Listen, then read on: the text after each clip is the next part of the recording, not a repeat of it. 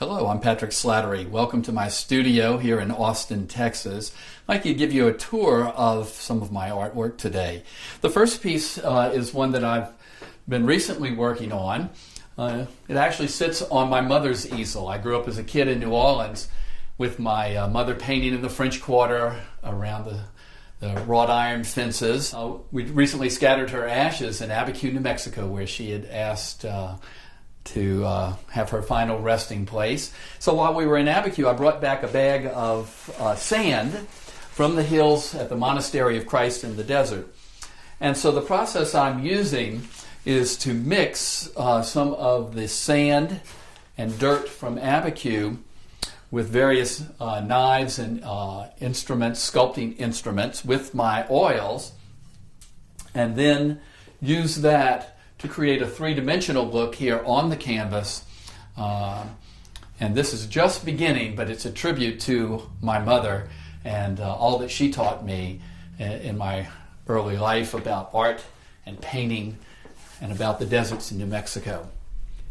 On the floor now is, and I usually like to work on the ground, is a canvas that is shaped like a butterfly. I'm doing this canvas as a gift for my cousin Gigi and her partner Sharon, with each of the wings or panels as a tribute to one of their 4 children.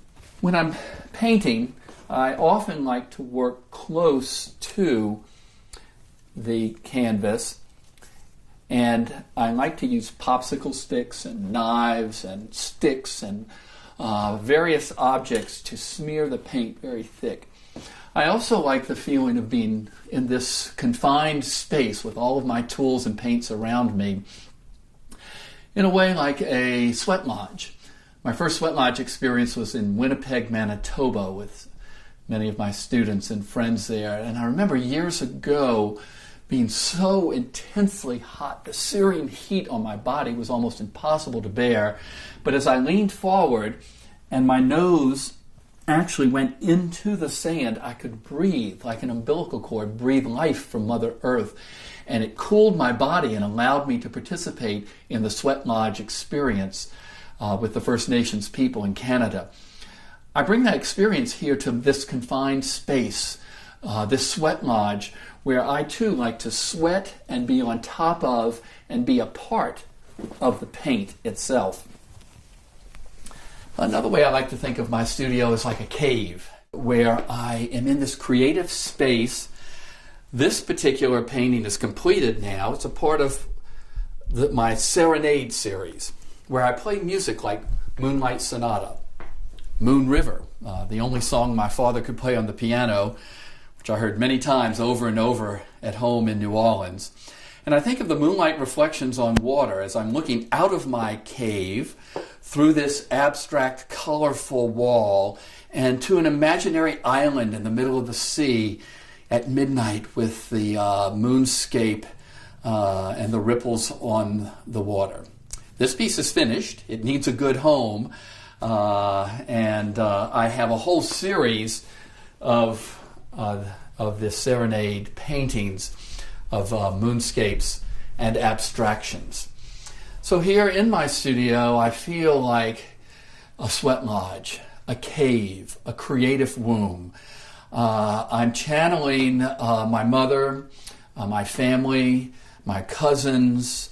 I'm remembering all of my life experiences as I bring my entire body, my sweat, my creative energy into all aspects of the various canvases and assemblages and installations that I create.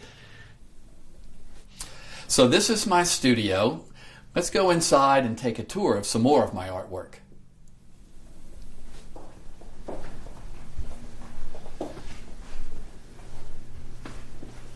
This assemblage I call the Hypostatic Union. It began when I found this piece of driftwood on a walk in Walnut Creek Park across the street. Sat in the studio for a couple of years until I finally felt inspired to think about it as Christ on the cross. the twisted body of Jesus, crown of thorns, and I said, let me create something with a theological reference. I have theological studies in my background. But I didn't want to simply make a singular statement about Christianity, so I incorporated symbols, mirrors, on this piece of plywood that make references to me of multiple world religions, of Islam and Judaism. When I stand in front of this piece, or when anyone stands in front of the piece, you see your own reflection. So what is the relationship between the divine and the human as reflected in the phenomenological space between the artwork and the viewer? So this piece is meant to be, for me, a reflection on the human and the divine from an ecumenical and interfaith perspective. I have a series of paintings that are a meditation on all of the hurricanes that I've been in my life that have struck my hometown of New Orleans, or homes that I lived in Lafayette and Crowley and southwest Louisiana. This one is titled Katrina. I imagine the waters rising. I have another painting that is a meditation on Hurricane Betsy, which struck on September 9th, 1965.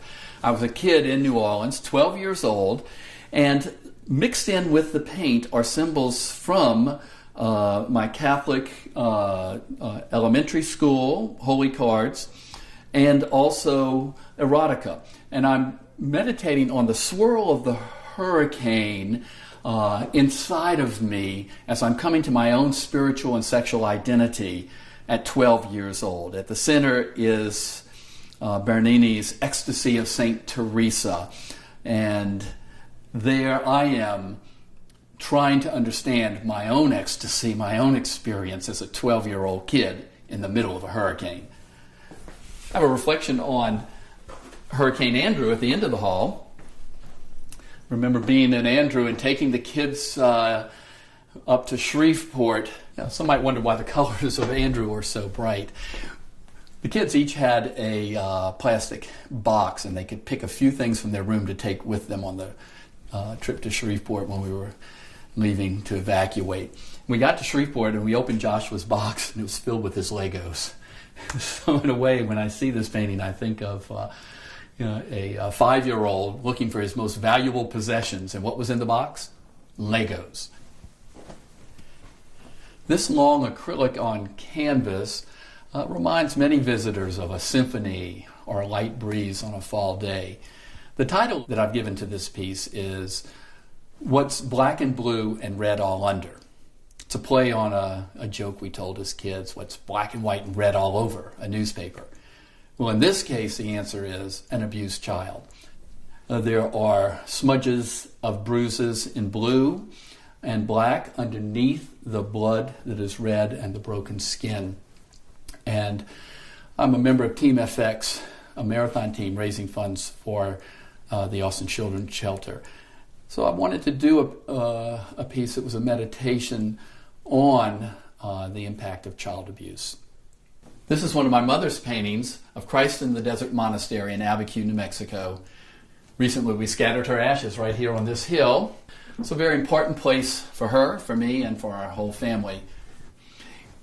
On the walls in this area, I have several paintings from South America. This one from the air, Patagonia, the Andes Mountains, snow-capped, and the blue crystal lakes of that incredible Patagonia region. The Valle de Elqui has to be one of the most inspiring places on earth. This painting reflects the desert of northern Chile and the Atacama region. Here we have the volcano Pucón and the crystal clear blue lakes of the central volcano region of Chile. These 7 panels are acrylic on canvas, and I call them Santa Fe Snowstorm.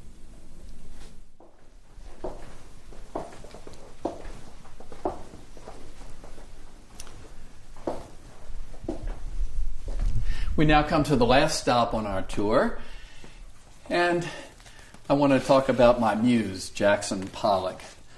I first encountered Pollock at the Metropolitan Museum of Art in New York City, as a teenager on a high school trip. I was amazed at this massive painting, Autumn Rhythm.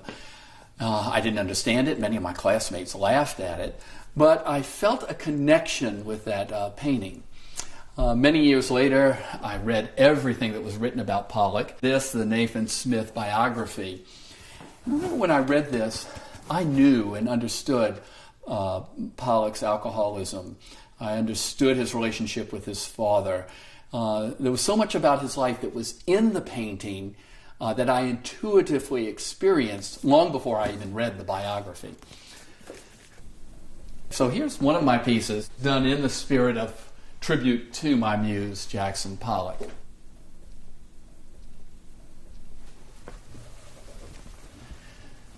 This acrylic on canvas was done in my studio, hot summer day. I was sweating, mixing paints, getting just the right palette of colors.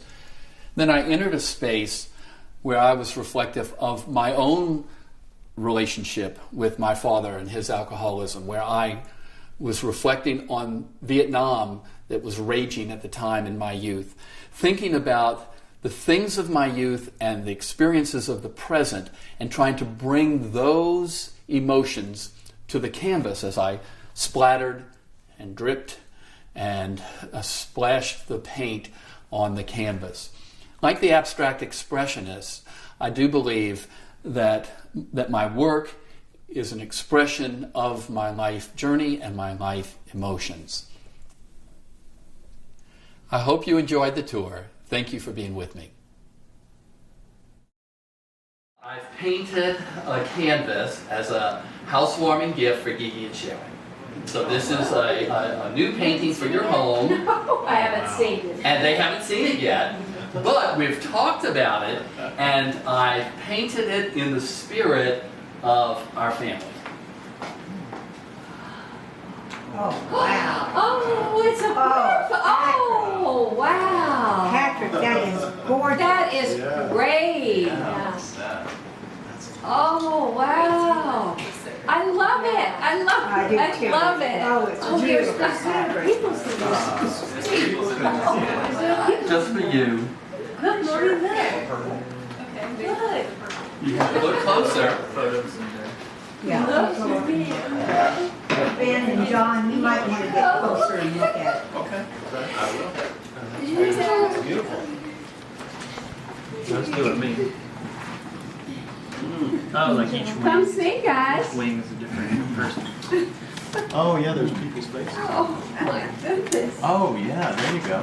That's you, you're the green one. Oh, I'm okay. the purple I one. see. And Adam's down there. And John, did you see this? Oh, wow. That's your boat. Oh, wow, yes. Thank you, Patrick. That's beautiful. Oh, it's wonderful. Look Oh, at wow. that.